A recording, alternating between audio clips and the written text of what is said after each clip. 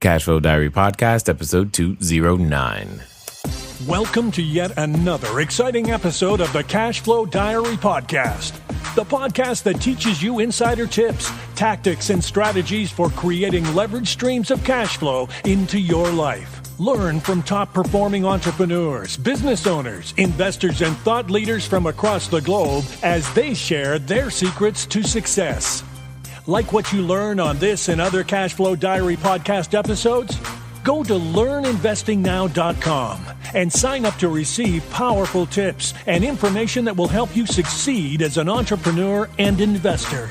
Now, here's your host, investor, entrepreneur, business owner, educator, speaker, author, and master facilitator of Robert Kiyosaki's cash flow game, Jay Massey. All right, and welcome to another episode of the Cashflow Diary Podcast. I am your host, Jay Massey, and I'm glad that you are here today because when it comes to building your cash flow, some things are hyper necessary. Those things are discipline. Ooh, man, he started the episode with a word that you didn't want to hear. And we also have to do things like marketing and learn occasionally new technologies with social media. You're like, oh gosh. Please help me, Jay. I know. Well, here's the thing. I'm not going to help you. Today's guest is going to help you because all of us must add skill sets to the repertoire in order to be able to serve our customers in the best way possible. And today's guest is going to be able to help you and I learn a little bit more about doing exactly that. Today's guest is Lauren Bowling. And here's the thing. I want you to understand something. All of us start out in different industries often just to find out where we should actually be. So she left a job on Wall Street. Now, many of you are like, I'd love to be on Wall Street, but she was on Wall Street, but that sparked her interest in personal finance. And now she's taken that information, that understanding, and moved over into the content marketing and social media specialist space, which I think is absolutely awesome. And here's the thing. When you can take Wall Street and bring it down to Main Street, that's called you and I think that's a special gift. I think that's a special thing that should be celebrated and shared because you and I, we know we need it. And one of the unique things that I love about today's guest is that occasionally her puppy, Murray, features on her blog as well. So help me welcome Lauren Bowling. Lauren, how are you there? Hey, I'm doing great. How are you? So far, so good. Now, is Murray with us today? Well, no. Murray passed away about a year ago. I have a new dog though. His name's Rue. He's not here. They don't let him come into the office. But he's my favorite. He's my favorite working buddy. But sometimes I'll be typing on my phone and he'll take his little paw, Rue will, and say, "Put the phone down, mommy, and come play with me." So that's always a nice reminder. No doubt. So, did he ever get to type an entire article? You should try that. See what happened, No, but I was painting my house this weekend and I actually got mad at him. I was like, why can't you help? Why don't you have thumbs? Like, you're just sitting there. Oh, well, I don't think you would like the help because the paw prints would end up everywhere you don't actually want them. Yes, exactly. So, what I tend to do is, I tend to ask some same questions. And this first one, you may not know, but don't worry. I promise you know the answer. I tend to think of, today's entrepreneurs, of which you are one, a lot like yesterday's superheroes.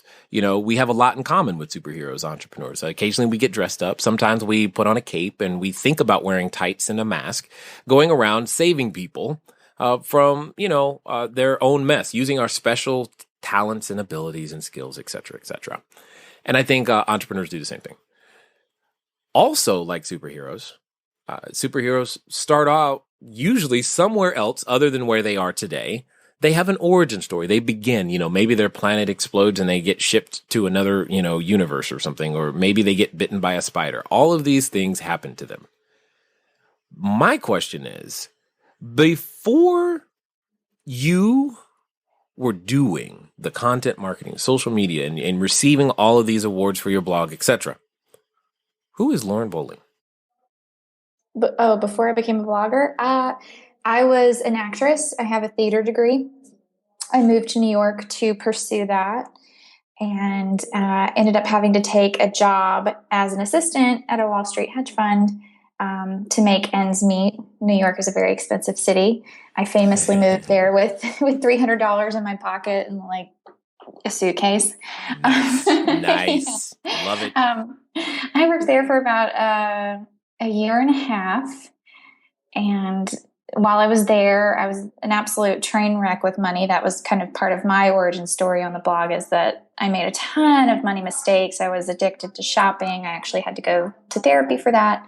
But working at the hedge fund, there were all these great financial role models, and they were doing really smart, kind of slick things with money. And it just, the people personally that I worked with, and they were just so open about talking about it, that it really sparked an interest in personal finance. And so for compliance reasons, I wasn't allowed to blog or have social media really while I was there. But when I left that job, that was one of the first things I did. Was I wanted to start writing about money and make it accessible in a way for millennials, and particularly, female millennials to read and relate to it. Now, you said something that I think resonates well. It resonates very, very well with me. You said you were a train wreck with money. And I often have been known to say that every master was once a disaster. So at the end of the day, it sounds like you've turned a weakness into a strength. Yeah, that's one of my personal mantras is, making lemonade out of lemons. And I didn't expect it to sort of turn out the way that it has in terms of what I'm doing on my blog, but for sure. And also the great thing about money is that, it is controllable because it's finite.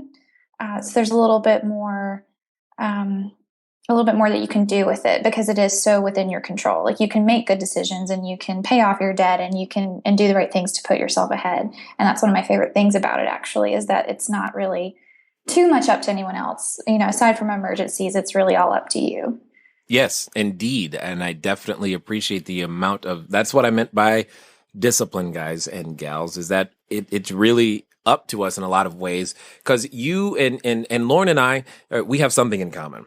We clearly have this habit, or had this habit, of buying stuff. I like shopping too. I like shopping too. Let's just say that I'm on restriction from Nordstrom's and the Apple Store for quite some time, simply because I love those two places more than I should. But my question to you then, Lauren, is, as an entrepreneur, would you say that you would be able to be successful if those things, first of all, weren't exposed and, more importantly, dealt with? No, absolutely not. Especially as an entrepreneur and with cash flow being so uneven, staying on top of your finances, I find, is incredibly critical. But then also sort of using my origin story to build this platform has also made me more successful as an entrepreneur. I run a content marketing and writing services business, and people who engage with me, I have all these samples of sort of content marketing pieces that I've written for businesses, but most everybody just likes to see my blog as sort of an example of my work and sort of what I know, which is great because it's something I do even if no one paid me. Indeed. Well, and this is the thing that I like about that, what you just said. Oftentimes we don't give ourselves credit for the history that we've already developed, or we feel as though if I'm not perfect, no one's going to want to engage with me. No one's going to want to let me help them because of all of these imperfections. But yet you're saying the exact opposite. You're saying it's because of my imperfections that I've gone through that actually creates the value, or the value that I can bring to you. Absolutely. And I also think, on the internet, when you're having a voice, people want to read about, the messy because that's real and people truly connect with that. So even though at first, I know the first year I was blogging, it kind of made people cringe, like my family and my friends, to read about all these things that I'd done with money that they didn't know had happened. Right. But now that it's out there, I'm having such beautiful open dialogues about finances and business that I don't think I would have been able to have had I not been honest in the first place. So did your mom call you and go, honey, people read that? Yes. or I can't believe you wrote that. Or, what would people think if they read that? And I'm like, well, that doesn't matter to me. I use sort of if I feel okay with it, if my gut feels okay with it, then I'll publish it. If I write something and I'm like, maybe I shouldn't have, then I'll take it down. But I'm the only person that I listen to in terms of what content goes up on my site. Well, and it sounds like it's working for you. And those are the things that I find uniquely interesting. So where does this, I think I'm right. This is the way that it needs to be. Where do you get that kind of courage and, more importantly, ability to stick to your guns? Where does that come from? I think I've always just been an incredibly headstrong person. And it's also been, I think confidence I really admire people who can just come out of the gate and be confident, but I'm much more of a person that my confidence, like trust, has to be built over time. And so once I started, in terms of blogging and connecting with people online, throwing things against the wall and seeing what stuck, then that sort of allowed me to make more intuitive and also data-driven decisions in terms of like what's going to work and what's not. But also my blog's more of, it's not so much from a best practice perspective. It's more of a diary of my financial mistakes, even my financial successes, like what I've done well, what I haven't done well. And I think that part resonates the most with people because, you deal with money your whole life. Is it acceptable to think that you're going to make absolutely perfect money decisions for 80 years? Absolutely not. And so I kind of keep that in mind that I'm not perfect. And I mostly just want to sort of encourage conversations and not necessarily come at it like this is absolutely what you need to do, because personal finance especially is incredibly personal and it's different for everyone. Indeed. So let's talk about what we tend to call that superhero moment. There has to be this moment in your story where you decide that, what I'm currently doing, working here, is somehow stifling, limiting me, etc. I can provide more value. And you have this moment where you go, you know what? Here's what I can do. And more importantly, I'm going to do it and actually ask people to pay me for it and see what happens. Tell us about that transition period. So I'm a baby entrepreneur. I just started working for myself this past April 2015. I had been working in content marketing for about 3 years up until that point, and I realized that I wasn't learning anything new. I was a side hustler with the blog and my own sort of freelance writing business, but I hadn't really taken that anywhere. I was kind of just using it to fund debt payment and that type of thing. And I just had this moment where I was just literally sitting at work and I was so bored I could have cried. And I was like, my life doesn't have to be like this if I don't want it to be. I built this blog and it's not big, but it's not small. And I did that myself. I'm like, what else could I do?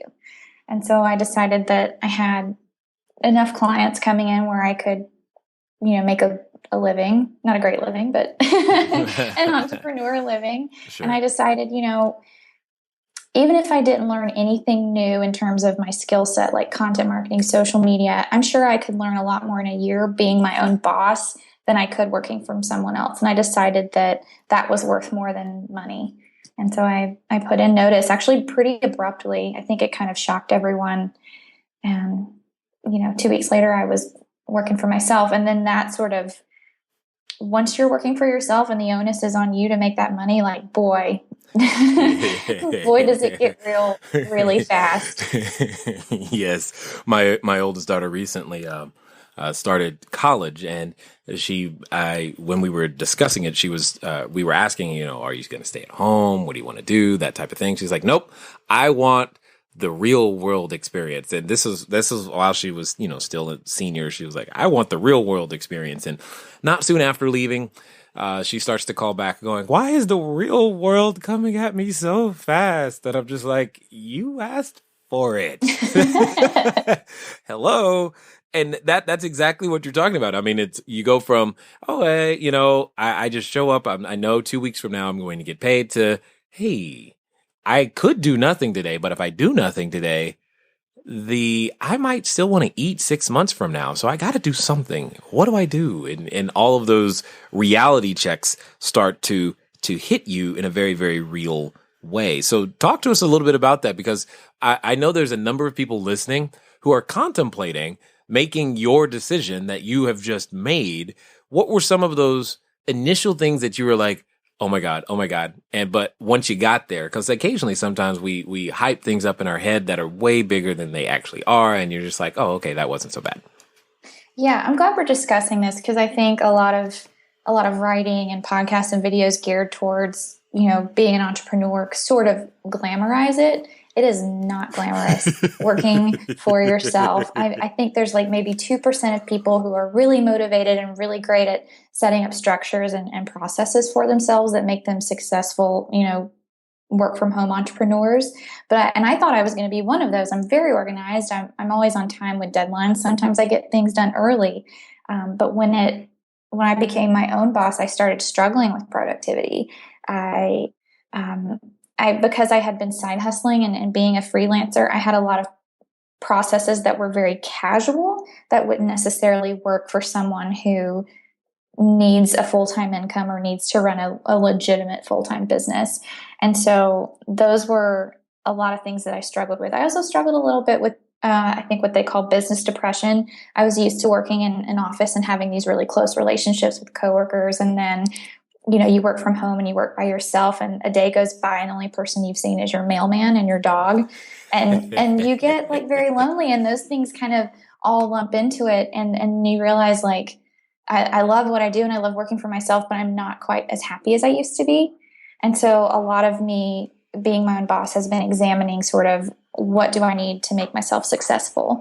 And so I've forced myself to network more. I'm working from a co-working space, so I get out of my house and I actually do things that day. And that's been things I never would have known had I not made the leap. So there's like good and bad to it, but there's definitely sort of this, I don't want to discourage anyone because I love being an entrepreneur, but there is definitely things about it that you need to know beforehand. Well, yeah.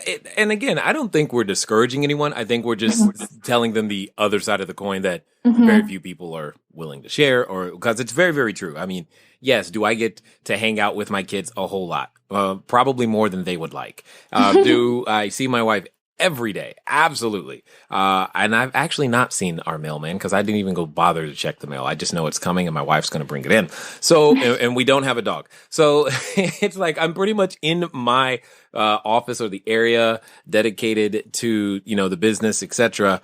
And unless I choose to go outside. So I can relate to that. You miss that human interaction, that contact after a while. That's for sure. But what I think was really interesting about what you said, and I hope everybody else heard it, is you said, what do I, and that was the thing, you put the responsibility in the right place, what do I need to do to make myself successful? And you realized, in my opinion, you've realized quickly, because most people don't realize as quickly as you have, that while, yes, the business environment, the corporate environment may be stifling in some way, you may not be learning as much, you still must find and develop structure and processes that work for you so that you can be intentionally productive as opposed to, as you said, casually productive. And those two things are completely different. So what were some of the things that you were doing before that you're not doing now that have aided in your ability to become productive? Okay. Now, I've said it before. I'll say it again. Where you start isn't necessarily where you stay, and that's one of the things I want you to be open to as you go out there to build your business. I know for myself, we started as wholesalers, then it became notes, and then it became raising capital and buying lots of single-family houses. And as you guys know today, we own apartment buildings, cell phone towers, commercial real estate, and we are continually growing. And in fact, part of the reason you're even listening right now is because we've decided a little bit ago to go, hey, who else is out there that we might be able to help? And how can we find them? And how do we put quality information in front of them so that they could have a shot at possibly in changing their life? And I just want to take this moment to say thank you to all of those of you, especially those out you in the UK and Papua New Guinea and Australia and Germany, as well as obviously the United States and Canada, for just continuing to listen and being brave men and women going out there to build your cash flow. I appreciate every email, every Facebook message, every tweet, all of the things that come in and you guys letting us know what you're out there doing. It's really cool to hear. So let's continue to listen to what Lauren has to say, that would probably help you and I just get in front of more of those individuals and, most importantly, spread the message wide. So getting out of the house, whether I come to a co-working space or I go to a coffee shop, and sometimes I like to mix it up. I'm not a corporate drone. I don't want to work from the same place every day. Right. That's been important because you get up, you put on your clothes, you get ready, you set an intention for the day that you're going to do something. Whereas if you get up, you make a cup of coffee, you're in your PJs, it's very much like, well, whatever happens today is going to happen. And I'm not saying that's for everyone, but that is kind of what happened to me. I also have found great success in theming my days. So I have a blog, and then I have a couple of different clients. And so my blog gets a day, and then each client gets half a day. And so anything I need to do for that person, I'm doing it sort of in one chunk. And it's great because it allows me to focus, and it allows them to sort of add on tasks if they need to, because I'm already, covering it during that one time. I found great success with that. Again, may not work for everyone. Also having just sort of a personal to-do list, because you're an entrepreneur now, you can make more time for cleaning your gutters and getting your teeth cleaned and all of that. And then also sort of, what do I need to get done today? And I try to only do 5 big things every day. And if I cross them all off, I feel great. And for me, because I get really down on myself if I don't do everything I commit inside to myself that I'm going to do. If I set that intention, I try to limit it to 5. Any more than that, if it doesn't get done, then it kind of sours the day for me. So just learning little things like that about how I work. I'm a morning person, so I have to get up early if I want to add anything extra, like working out. That's important. That's interesting. No. I think that's interesting because it sounds like there's a lot of self-learning that has happened in what I would call a very relatively short period of time. And to know that when your, circadian rhythms are working best for you is one of those key things, especially when you have so much freedom and control. It doesn't mean that you don't need structure and processes. What I thought was interesting was the theming your day. I was like, that's a new way of looking at it for sure. Now, you mentioned something twice now, and I wanted to talk about this because we were talking before we started recording, et cetera, about this. And it's been a concept that I've been somewhat interested in myself. Share with us, if you will, a little bit about this whole co-working space. So there's basically just spaces where small businesses, startups, single person entrepreneurs can come and just sort of either rent an office with a door, or you can rent a desk that has, a filing cabinet and a drawer, or you can just rent a desk and you don't get to keep your stuff here. And there's sort of 3 different pricing levels. And that's sort of the norm of what I've seen, because I tried out a lot because I wanted to make sure I found a good fit. And you come and you sit and you work, and there's other sort of like-minded people around, which is great for networking. Because I'm a writer, it's often not as quiet as I would like, but it is good. Again, talking about that social interaction that we were talking about. And then also just having somewhere to go, I think can be huge for sort of jump-starting productivity. Because I know a lot of people, especially entrepreneurs, we're excited, we get up and we want to work, but then, everyone has days where you're like, I don't want to work today. And it doesn't don't tell them that. Don't tell them that. And so you're like, well, I'm going to get up and I'm going to go in for just an hour or 2. And then suddenly 5 hours goes by and you've actually kind of been productive on a day that you thought was just going to go to waste. So that's what I particularly like about it. And I find that everyone's like, oh, they want to run lean. They want to run a lean startup and not spend any money. But I've easily made back what I pay in productivity because I'm working outside my home again.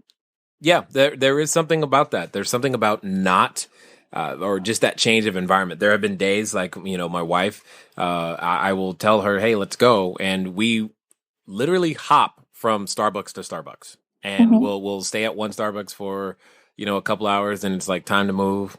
and we'll switch and change the environment, and we'll switch and change the environment. And that's the work day, hopping from Starbucks to Starbucks, and of course, occasionally stopping at the mall in between, because, you got to window shop, if nothing else. I mean, come on, I'm trying here.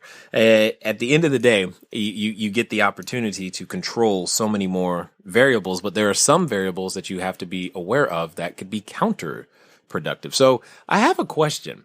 Out of all the things that you could do, how did you settle on content marketing and this social media specialist idea? Well, it's actually a great story. So I was an administrative assistant at this hedge fund on Wall Street. I worked all through college as an administrative assistant for various doctors in Birmingham, Alabama, which is where I went to school. I didn't have a skill set when I, left my Wall Street job and I moved back home. I was very much doing the whole quarter life crisis thing where I didn't know what I wanted to do or who I wanted to be. And so my mom showed me this newspaper article that said, ways to keep your skills sharp when you're unemployed. And I think that was sort of like her hint for me to get up and get a job. But I took it as like, well, I've always wanted to start a blog. I've always enjoyed writing. And I was like, I want it to be about personal finance. I want it to be more than just sort of a generic lifestyle site that sort of documents who I am and what I want to do. I want it to have a message. And so I started blogging and I found it fascinating. This was back in 2012, like learning about WordPress, learning about social media. I still needed a job, so I went in to interview for another administrative assistant position at a startup here in Atlanta. And I talked so much about my blog because I was so passionate about it that 3 weeks later, that CEO called me and offered me a job running the company blog and their social media handles. And from there, this sort of career evolved. I worked my way up to marketing manager, and then I sort of became a content strategist at another company. And it was really, really great because I was able to get a whole new career. I didn't have to go back to school, and it was all sort of off this thing that I built. So I'm really, really proud of that. Yeah, that's awesome. I like it. I like it. And we should give a shout out to moms for dropping very, very large hints that they often do. Thank you, moms. So tell us, I guess, if you will, about that first client experience, the first time you're like, hey, you're asking to be paid for this specific skill set. Well, I got very lucky because I was working at that startup as a content social media manager. I worked on staff with a graphic designer, and she was side hustling and had clients. And one day she said, "Oh, a client needs copy for their website. Do you want to do it? I'll pay you for it." And I was like, yeah, I do. I do want to make more money. So that started, and from there, that client became a repeat client. Word of mouth kind of spread. I set up a baby website for my writing services. I advertised it on my blog that I would take, additional projects. And so from there, it kind of just grew. I recently paid off $8,000 in 90 days purely from side hustling. I would say like 90% of it was just money I made ramping up my side hustle, beating those bushes and saying, "Hey, you need some writing done? I'll do it." Nice. And I took a lot of projects for a lower amount than I normally charge, but I was very motivated to pay off the debt very quickly. And so that strategy was very useful to me. Indeed. I like it. I mean, you've taken you didn't go to school for writing, right? No, I didn't. I've always been interested in it. I took a couple of creative writing workshops, but no formal background in it at all. And it's definitely something I've gotten better at because I've had, 3 years now of practice. I'm a much better writer now than I was in 2012, and hopefully I'll continue to grow and get better in that respect. Yeah. You shouldn't get worse. That would be bad. So and here's the thing that I like about it is you like you said, you didn't have to go back to the school. You didn't go through the traditional schooling education or formal education, if you will. It's more vocational learning by, seat of your pants type of thing. So now that you've got this content marketing and social media going, what's it like in the process of actually adding new clients and learning how to go find them, attract them, and going through that process? I do a lot of cold emails to companies in sort of the financial services, healthcare, technology, because that's primarily what my background has been in the last 3 years. And I say, hey, you followed me on Twitter, or I followed you on Twitter, and I was just, wanting to talk to you. Do you need any help with your writing? Here's my website. I've attached a couple of white papers that I've written that I think fit well. It's a cold reach out, but it's sort of a researched cold reach out. You can tell very quickly looking at someone's website whether they have hired a professional writer or not, or if they have an active blog and social media. And now, because a lot of small business owners and entrepreneurs, they're so inundated, they love outsourcing that stuff. And a lot of people, it's hard for them to write if they don't love writing. I think writing can be a very powerful asset, but I understand how hard it is for people who don't have an interest or think they're bad at it. So think they're bad or have proven they're bad. Which is it? I'm not sure. Everyone I've met or that I've worked with, they'll send me things and to sort of clean and tweak, or it's like a concept that they want to include in what I'm writing for them. And they'll say, oh, I'm such a bad writer, triple check this. And it's actually not bad. I don't think people are as bad as they think they are. But then I have met a couple of truly terrible writers. I think with writing, when it's bad, it's really bad. And when it's mediocre, it's passable, but I think most people feel they're worse writers than they actually are. That's interesting. I probably would be in that category because we've slanted towards video and audio. That tends to be easier for me personally. And then we take those videos and audios and turn those into our articles, etc. Because if you had me staring at a blank piece of paper, I'd be staring for quite some time. But put me in front of a microphone and suddenly words spring to life. They come right out and I'm like, this is what we need to say. Don't even understand how that works. So who is that typical person that you tend to work with, etc., and share your special talent? I work with a ton of startups, small businesses. Typically, the big corporations, they prefer to have a copywriter and social media person in-house. And I don't know, I have this business and client work's probably about, 60 or 70% of it, but my blog does generate, a nice income. I rent out rooms in my house. I have this sort of diverse income pie, and I like it that way because when things shift, I don't have to sort of panic. Right. If I lose a client, it's not great, but it's not the end of the world. And I've taken great pains to sort of make sure that it's even and it's diverse. And because I'm an anxious person, I like things to be a certain way. Understood.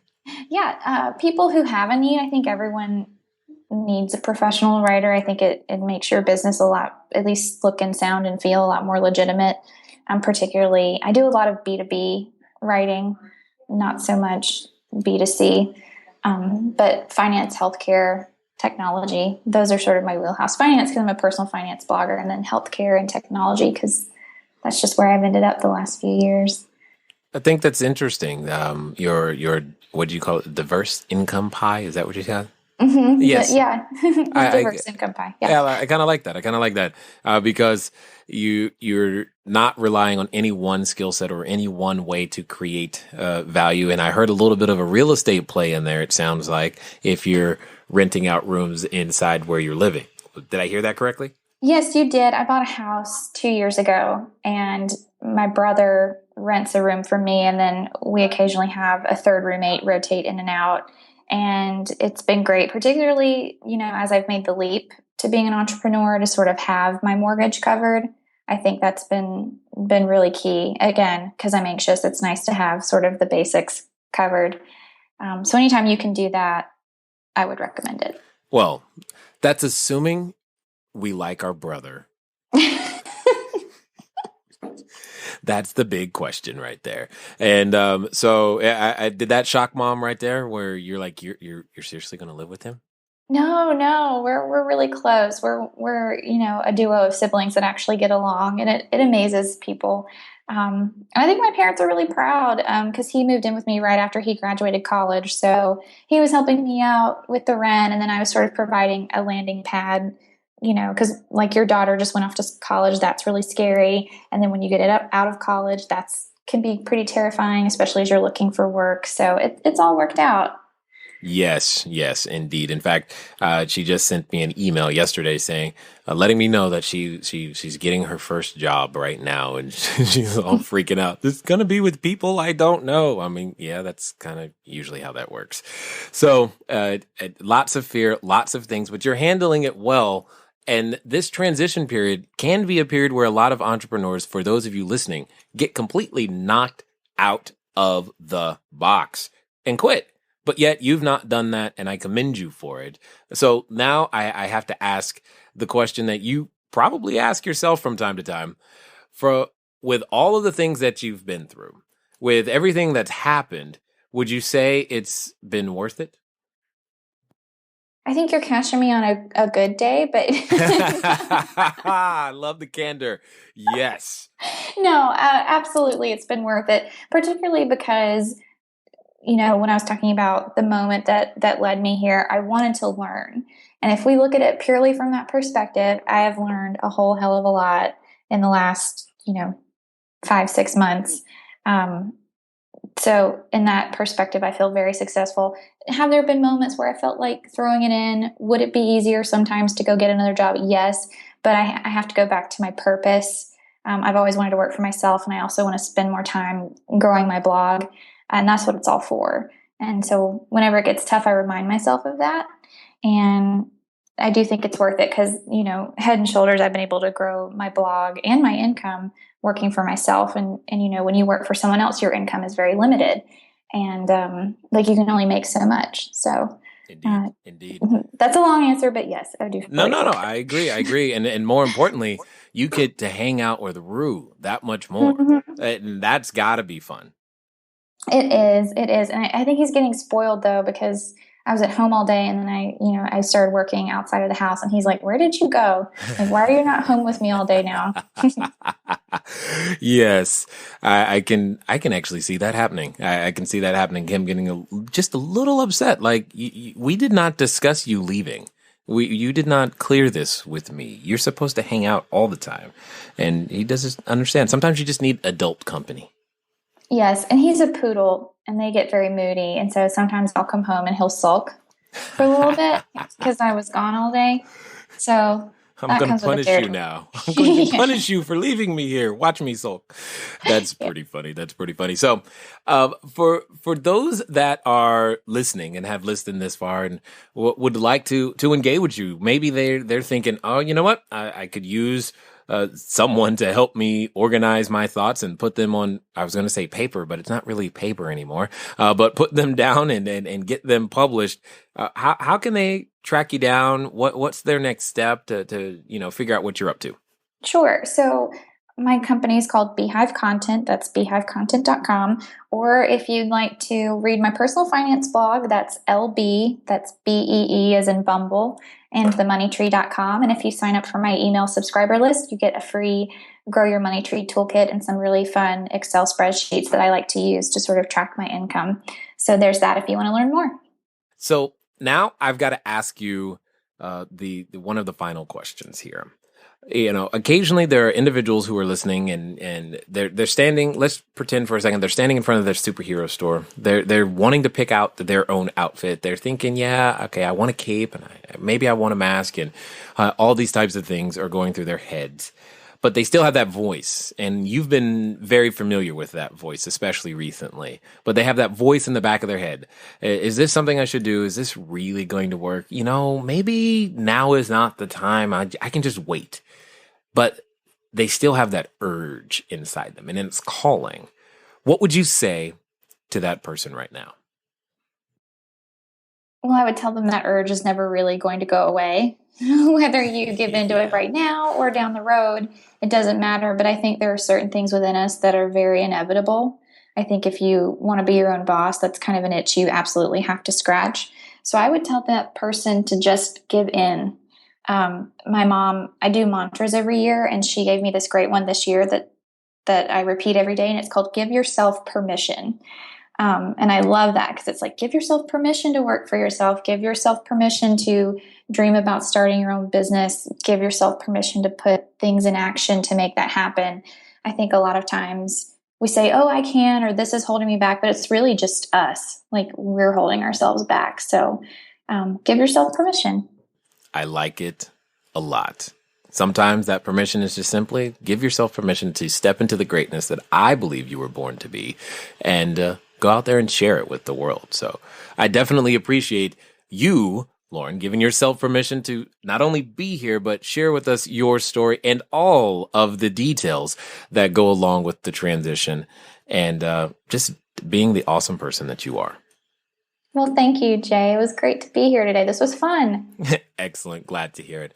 All right, ladies and gentlemen, you know what time it is. It's time for you to move at the speed of instruction. What does that mean today? It means LB in the Moneytree is probably a place you need to get to. And some of you, you know, you've had that excuse. You've been saying, I would start my blog once I learn how to write. Once I learn how to do this, I'll start my website. I'll do this once I have X, Y, and Z. Well, I think you just found a person that could help you with that X, Y, and Z, remove one more excuse off the table, and most importantly, get you out there sharing your superhero power with the marketplace. Ladies and gentlemen, it's been fun talking to you today. I definitely look forward to talking to you soon. Until next time.